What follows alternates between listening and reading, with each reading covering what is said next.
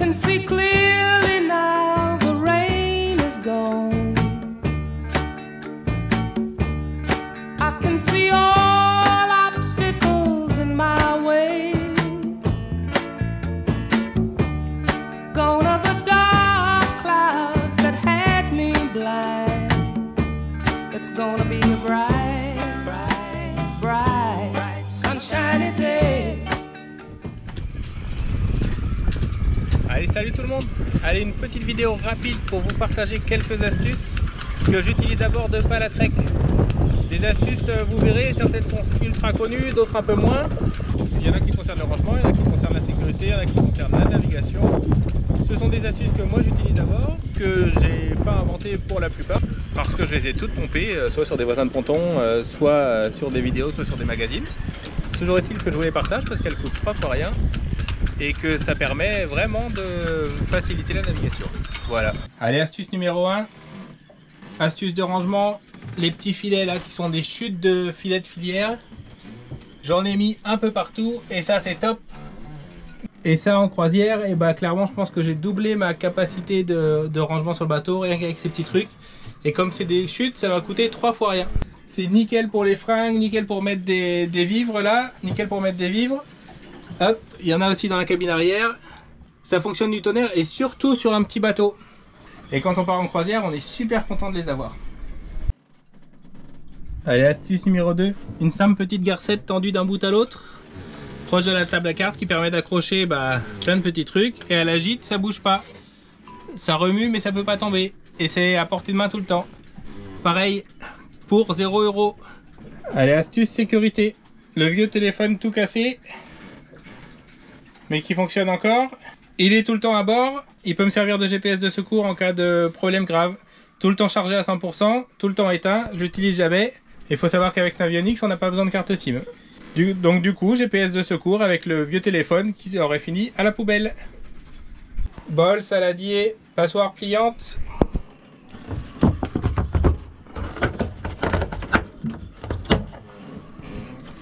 Ça sur le bateau, c'est top. Une fois rangé, ça prend pas du tout de place. Allez, autre astuce, un peu identique à celle qui tient les lunettes. Un bout tendu de part en part et dessus sont accrochées toutes les amarres avec un simple nœud de cabestan. Très facile à attraper, elle trempe pas dans l'eau, en plus il y a un peu d'eau qu'on décoffre. Et pareil, système un peu identique, juste avec des petits bouts de sando pour à la fois le fil électrique et à la fois le tuyau d'arrosage, ce qui fait un coffre à peu près bien rangé. Allez, astuce super intéressante, la gaffe qui vient se ranger dans la paume avec un petit sando.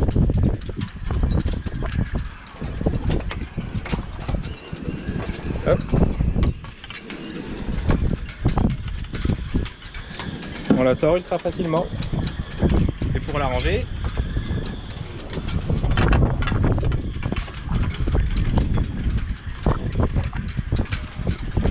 et voilà, elle est à sa place, elle ne gêne pas et elle est à portée de main. Allez, une astuce que vous avez déjà dû remarquer si vous suivez mes vidéos. Deux simples petits sandos qui sont tendus le long des filières. Hop. Et en mer, on vient ranger les pare-battages dedans. C'est mieux de les ranger complètement dans les coffres, hein. Mais en mer pour la journée, par beau temps, ça fait largement l'affaire. Ça gêne pas les manœuvres, ça ne trempe pas dans l'eau et ils sont à poste, ils sont très faciles à mettre rapidement. Un simple bout avec un nœud plat dans lequel passe le câble électrique. Et ça j'en ai mis sur tous les taquets tout du long jusqu'à la borne qui est là-bas. Et ce qui fait que le fil électrique ne peut pas partir à l'eau et qu'il reste bien sans traîner ni à l'eau ni au milieu du ponton. Une petite astuce que j'ai piquée sur un voisin de ponton qui permet de faciliter les manœuvres d'appareillage et d'accostage en solo. Et bah, comme on a sorti la gaffe, je vais vous montrer. Il s'agit de ce petit bout de noir là, hop, qui va tout du long, qui est pris sur ce taquet et qui va tout du long jusqu'à là-bas. Et avec la gaffe, quand on arrive, hop, quand on arrive sans descendre du bateau, on chope la mare, on l'accroche au taquet et ensuite, hop, on chope cette bout et on va à l'avant. Ça permet en tirant, on tire sur le bateau et on peut aller attraper la mare.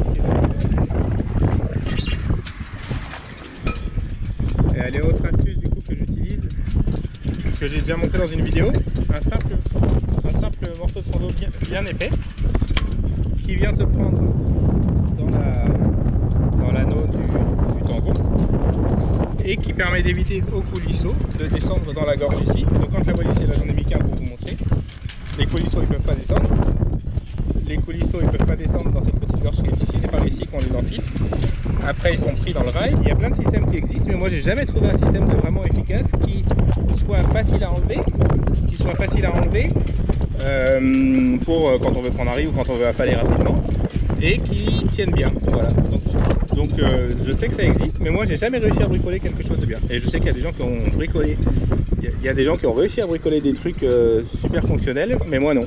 Alors ce petit bout de sando là ne m'a jamais déçu. Pour enlever.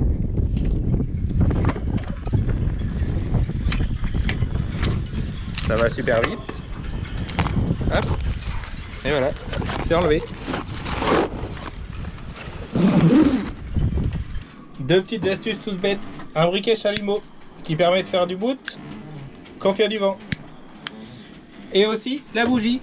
Et pourquoi cette bougie? Et bah tout simplement parce que quand je fais pas mal de boot que je veux cramer, et bah ça m'évite d'utiliser le gaz de mon briquet et de tomber en panne. Pas bien cher non plus. Joyeux anniversaire. Allez, autre petite astuce. Alors là c'est pas la vraie que j'utilise, tout simplement parce que j'ai oublié ce que j'utilise à la maison. Normalement je fais des bouts de mousse là en polystyrène qui évitent lors des absences prolongées que les bouts touchent le pont, et ce qui évite qu'elles jaunissent. Autre chose très pratique, peut-être même obligatoire hein, sur un bateau, le couteau accroché dans la descente, et aussi hop, des sandos qui permettent de, si on a besoin de faire aller quelque chose rapidement ou d'accrocher quelque chose rapidement, et ben c'est accessible. Moi il pend ici et ça fait des petits grelots, c'est sympa.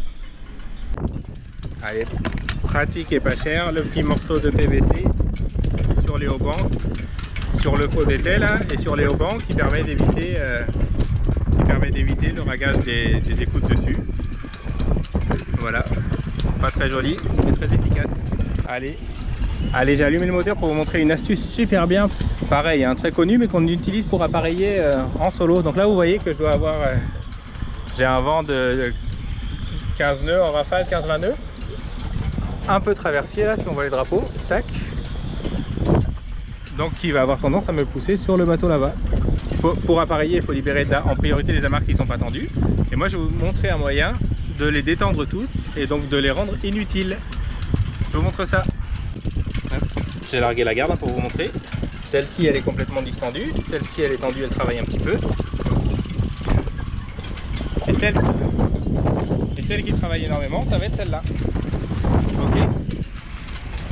Petite méthode toute bête qui va consister à faire une prise sur la marche avant en s'appuyant sur le farbattage des trames, faire une prise en marche avant, barre tournée vers le quai comme c'est là, barre à gauche moi en ce qui me concerne parce que mon ponton est à gauche, ce qui fait que le bateau il va venir s'appuyer contre le quai sur son pare-batte et il n'aura plus besoin de ses amarres. Et plus le vent est fort, plus on met de gaz. Je vous montre ça.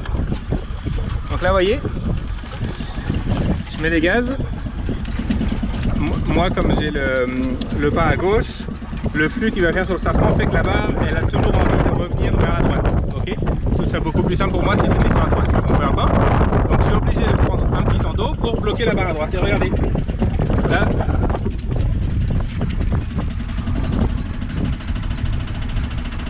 je vais demander à mon bateau de s'appuyer sur le quai. Regardez, l'amarre elle se détend. J'en ai plus besoin de cette amarre, celle qui était ultra tendue tout à l'heure. Regardez. Hop. Regardez, je suis plus amarré, toutes les amarres sont détendues.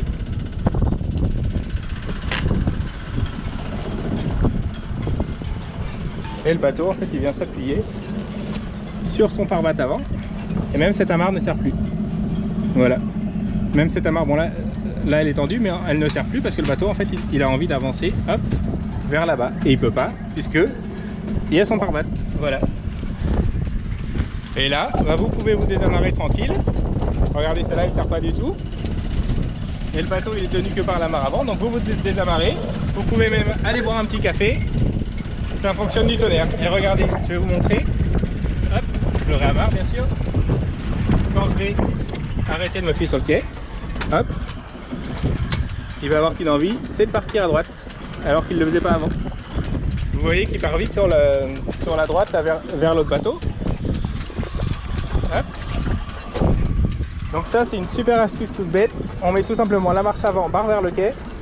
La marche avant, plus ou moins fort en fonction du vent, vers le quai, et ce qui fait qu'on peut partir comme on veut. Après il nous suffit, on désamarre tranquille.